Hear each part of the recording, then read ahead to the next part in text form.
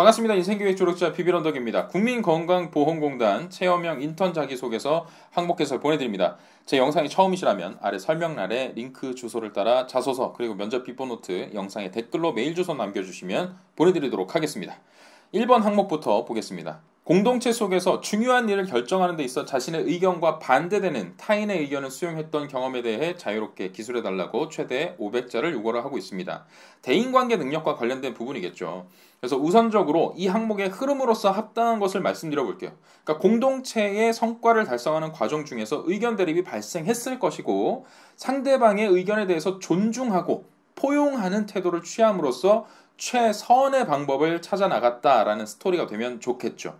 그래서 무작정 상대의 의견이 최고라서 내 의견을 접었다거나 쓸데없는 논쟁이 싫어서 회피했다라는 인상을 주어서는 안 됩니다.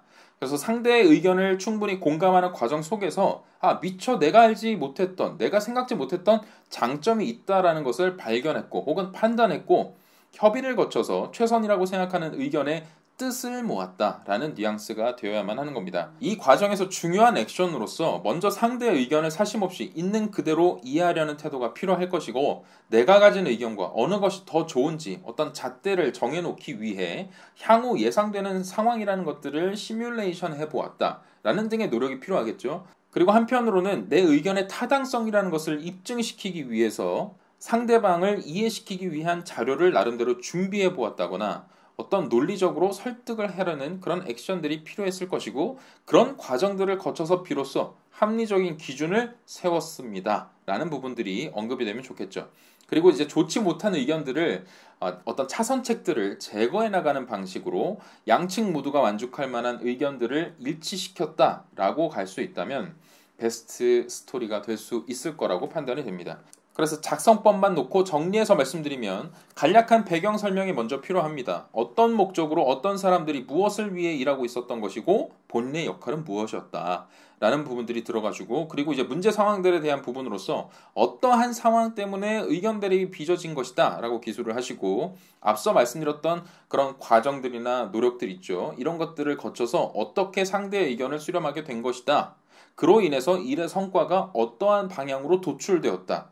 이런 순서대로 작성하시는 것이 타당합니다. 그래서 마지막으로는 해당 경험이라는 것들을 통해서 성과 달성이라는 목표를 두고 의견 대립이 빚어졌을 때 어떠한 자세를 취하는 것이 맞다라고 생각하는지 혹은 무언가를 깨달았는지에 대한 작성이 되신다면 좋은 마무리가 될 수 있을 겁니다. 소재로서는 학생회나 팀 프로젝트, 아르바이트, 동아리 활동 이런 것들이 모두 가능하겠죠. 그럼 다음 항목으로 넘어가겠습니다.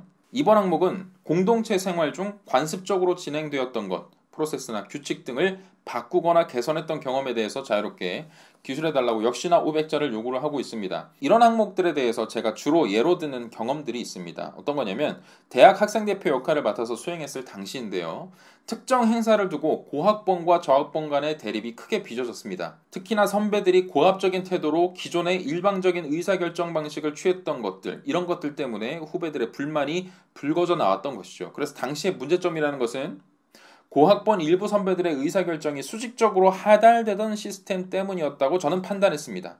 하지만 시간적인 부분이나 비용적인 부분에 있어서 불필요한 낭비가 뻔히 예상되고 있었던 것이죠. 그래서 저는 이런 문제를 해결하기 위해서 학생 전체가 자유롭게 참여하는 토론회를 만들었고 그리고 모든 의사결정은 투표에 의해서 투명하고 공평하게 정해지도록 조치했습니다. 그래서 향후 어떤 의사결정이 있어서 모두의 의견이 반영될 수 있도록 그런 문화를 만들어냈던 것이죠.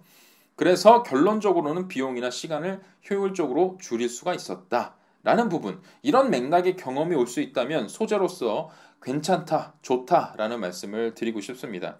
그리고 여기서 중요한 것은 관습적으로 진행되었던 것이 왜 바뀌어야 한다고 생각했는지, 그러니까 문제 인식 과정이 꼭 담겨야 한다는 거예요. 그래서 어떤 문제들을 해소하기 위해서 무엇을 어떻게 바꾸려고 했다라는 식의 흐름이 기술이 되어야만 합니다. 만약에 문제인식 단계가 없으면 읽는 사람으로 하여금 공감을 사기 힘들다, 객관성을 확보하기 힘들다. 그렇기 때문에 이런 문제인식 단계가 이것이 왜 문제였다라는 점들이 기술이 되어야 된다는 말씀을 드릴 수 있고 여러분의 경험 중에서 시간이나 비용의 효율성을 높이기 위해 혹은 윤리적인 어떤 문제점들을 바로잡기 위해서 어떤 문제 인식을 하고 개선을 위해서 용기를 내보았다. 실천에 옮겨봤다. 단순히 프로세스를 바꾼 것만이 아니라 조직 문화 전반의 경각심을 일깨워줬다. 그런 경험들이 있다면 자신 있게 쓰셔도 좋겠습니다. 그래서 흐름상은 역시 배경 설명과 문제인식 과정 그리고 구체적인 노력과 실제 어떤 성과로 연결되었다라는 순으로 작성이 되면 되겠고요. 마지막으로 어떤 점을 깨닫게 되었다. 그리고 이러한 태도나 내가 깨달은 점이 조직의 성과 달성에 어떻게 기여할 것인지 나는 이미 경험해 보았다. 앞으로도 업무에 적용시킬 수 있다고 자신한다. 확신한다. 기대한다. 라는 등의 마무리 문장으로 매듭을 지어주시면 되겠습니다.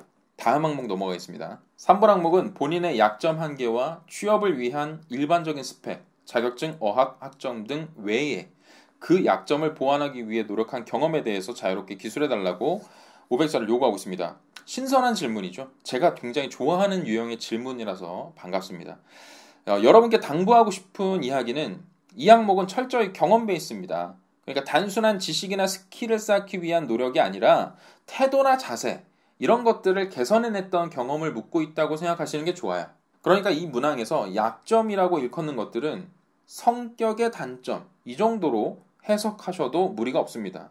제가 늘 강조드리는 건 이런 약점을 골라내실 때 반드시 사람과 사람 사이의 관계를 해칠 만한 단점은 쓰시면 안 된다라고 말씀을 드립니다. 혹시나 제 지난 방송 중에서 성격의 장단점 작성 방법 편을 못 보신 분들이 계시다면 위에 링크를 걸어둘 테니까 꼭 한번 참고하시고 오셨으면 좋겠어요. 약점의 예시까지 있으니까 도움이 되실 거라고 믿습니다. 어쨌든 여러분이 인간관계를 해치지 않는 선에서 과거 약점이라고 생각했던 부분이 있다면 두 갈식으로 짧게 과거 어떠한 약점이 있다고 판단했습니다. 라고 서술을 하시고 이어지는 내용에는 구체적인 개선 노력을 써주시면 되겠습니다. 어차피 글자 수가 500자밖에 안 되기 때문에 굳이 약점 때문에 망했던 경험을 쓰실 필요는 없고요.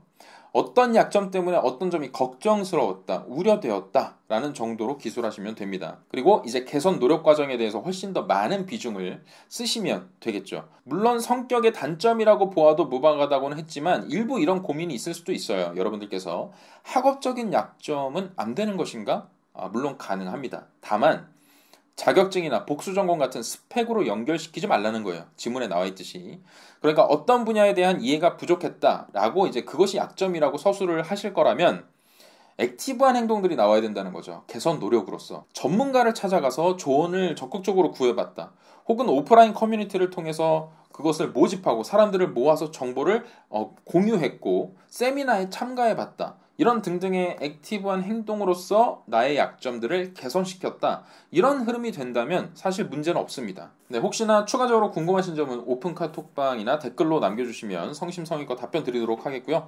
구독과 좋아요, 알림 설정 부탁드리면서 이만 마치겠습니다. 여러분, 할 수 있다잉.